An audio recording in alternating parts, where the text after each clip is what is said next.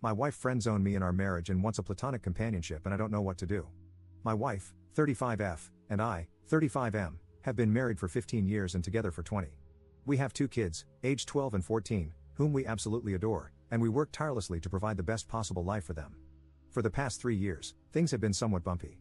I understand that our kids are at an age where they require a lot of our attention and resources with school, band, club sports, and other extracurriculars, and I'm aware of the physical and emotional toll this can have on marriages.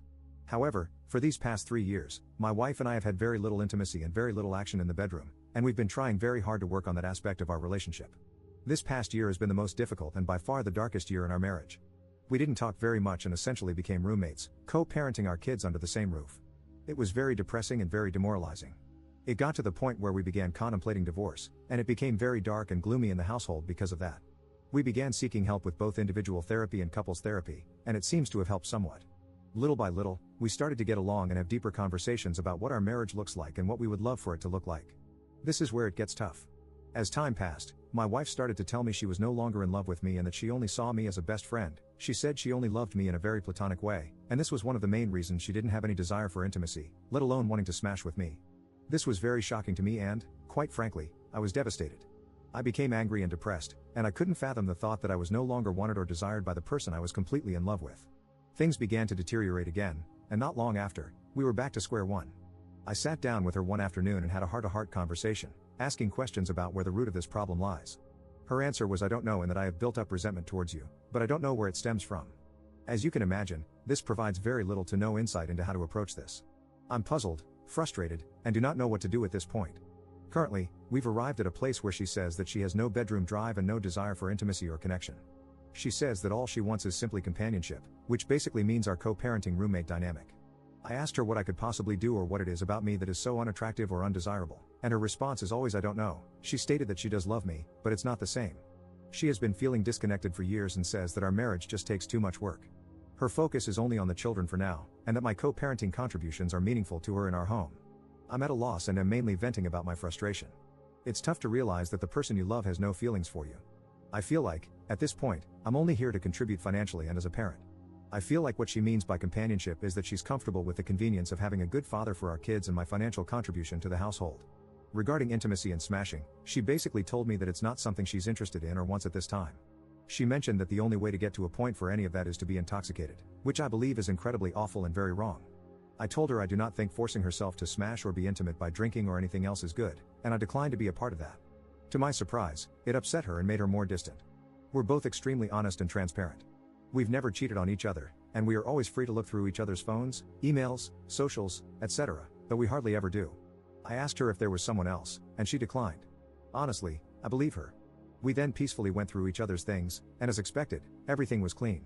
We've always been very straightforward, even with the hard topics, so I don't sense any foul play or infidelity.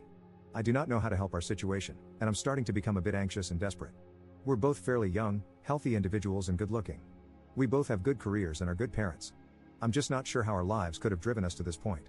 I'd love some outside perspective on this matter and some insight on how to address something like this. It feels so awful to be unwanted and undesired by my own spouse. I hate it. Op in the comments. We did some swinging in the past, which was fun for a while. We mutually decided to stop, and we have established that it's not the issue. When we were swinging, however, our marriage seemed to be in a good place. This is something we disclosed with our couples therapist to ensure we weren't neglecting a potential issue. I asked my wife if her experiences during swinging were affecting her view of our relationship, and she said they weren't. Our swinging experience was always together and very under the sheets fun-driven, nothing really emotional or poly. The truth is, I have to believe her at her word. I have no reason to distrust her. To date, she's always been very straightforward and never afraid of dealing with things head-on, no matter how painful. Update 1. I wanted to give you an update on how the therapy session with my wife went this week. I'm not sure if this is helpful, but I took many of the responses, comments, and suggestions from my initial post and put together some points I wanted to discuss with our couples therapist to help us navigate some of the core issues affecting our situation. One of the main things that has come up is the term resentment. It has been really eating me up inside knowing my wife keeps telling me she doesn't know why she's resentful or why this is affecting her emotionally and mentally.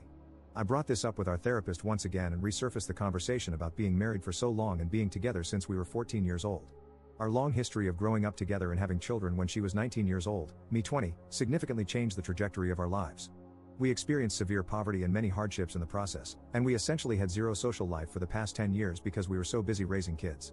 The therapist followed up with tons of questions, directed mostly at my wife, about her feelings towards this, and 90% of her responses were very our kids focused.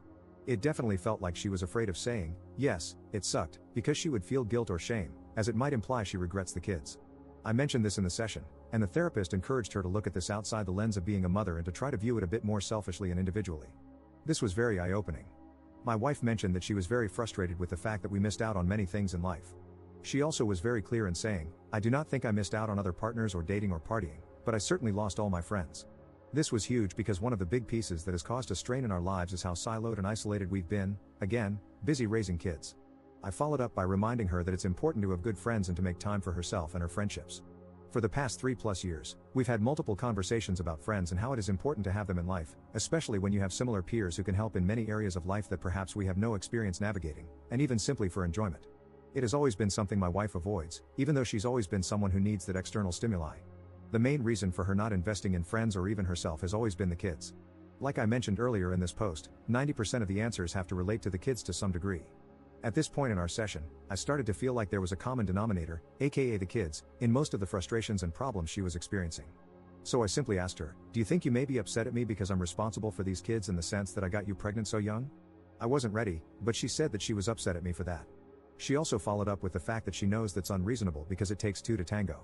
I did feel like it was progress because it kind of gave us something to work on and help alleviate some of these burdens, so we agreed to invest more time in nurturing good friendships, both together and individually. Towards the end of the session, we began to discuss what actionable items we would take from this session.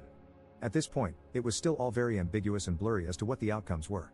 I was very direct and very forward in asking my wife what her plan is moving forward. Note, I had decided prior to the session that if my wife said the same thing about being a co-parent or roommate, then I would take the 180 approach and essentially focus on myself. She started basically saying the same thing, that she doesn't have any desire to be intimate with me as of now and that she loves me immensely and she feels bad for not being there for me, as mentioned in my first post. I also brought up the brief swinging that happened, to which, for the 50th time, she said it wasn't a problem. I agree with her on this. This was something that was a mechanical approach for a solution to a problem that was very much non-existent when we tried this. We both really have no issue with this. We know it happened, we tried it, and mutually stopped and turned the page. I also brought up other life events that may cause resentment, and really, we ended up not getting anywhere else as far as the root for resentment, which was discouraging. I then basically expressed to my wife that I will not be okay with that arrangement. I told her that I've really done everything I can, and that this issue has reached a point where it has nothing to do with me or requires me to do anything that I'm currently not doing. I was very direct in saying that I will not accept this dynamic and that I need to be with someone who is actively involved in our marriage, works towards resolutions, and is very much interested in maintaining an active intimate relationship with smashing. I expressed how I am not going to be a convenience and that there is more to life than being roommates and co-parents. I made sure she knows I love her dearly and that I do want this to work for the better.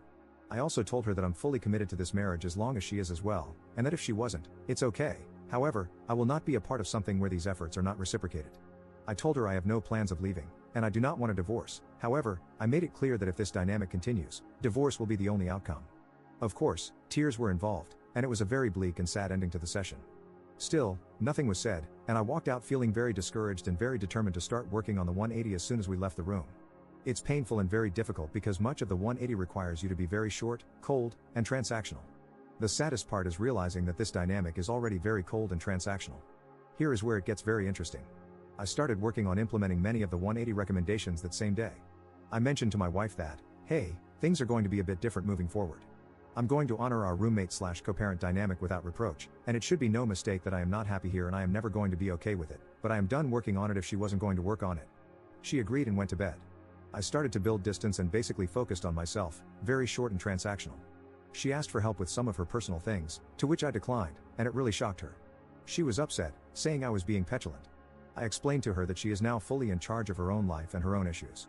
We didn't talk all day, and we only spoke when necessary. A few days I kept this going, and she was very visibly upset and stressed. I typically react to that with gestures of help or nurturing, but I didn't this time. That night, she was crying, telling me she's stressed and she thinks something is wrong with me because I'm indifferent. I simply listened, then I told her that this is the dynamic she proposed and that I'm simply, much like her, taking care of myself and focusing on myself. I'm not going to lie, it has been very hard to be cold and distant because, as I mentioned before, I love her and I wish I could hold her and cherish her. However, I know this is somewhat manipulative in a way just to get her way and still keep me in the friend zone, so I've been staying the course. We're now going on a week of this 180, and let's just say there have been many changes on her side. I think she is starting to realize there is more to me than just friends and co-parenting. I sent her a text a few days ago essentially itemizing bills and separating the financial responsibilities 50-50, and she lost her crap. She basically told me it was out of left field, to which I responded, "Hey, friends go in 50-50 and as your friend, I expect nothing less." This was very eye-opening because it gave me a glimpse of how I'm really taken for granted and how her level of comfort and convenience at my expense is really overlooked. I pushed through anyway and basically told her that this is the new dynamic she asked for and that it's still a bargain because she would have to be 100% if she was on her own. I'll wrap up with this. While the 180 has been working in many different areas, I am still very much sad about the overall situation. There have been many eye-opening statements being said and realizations that have not been pleasant to encounter. It has also sparked new energy and new efforts on her side as well. She's definitely seeking to talk to me more often, and while it's hard to turn down, I hope if things improve, this continues to happen. I've also noticed that she's making more time for herself aside from being a mom, which is huge because she pretty much neglected herself for years. I'm very pleased seeing her be more herself. My hope is that as we work on ourselves, the marriage improves. There really is no telling at this point where this will go.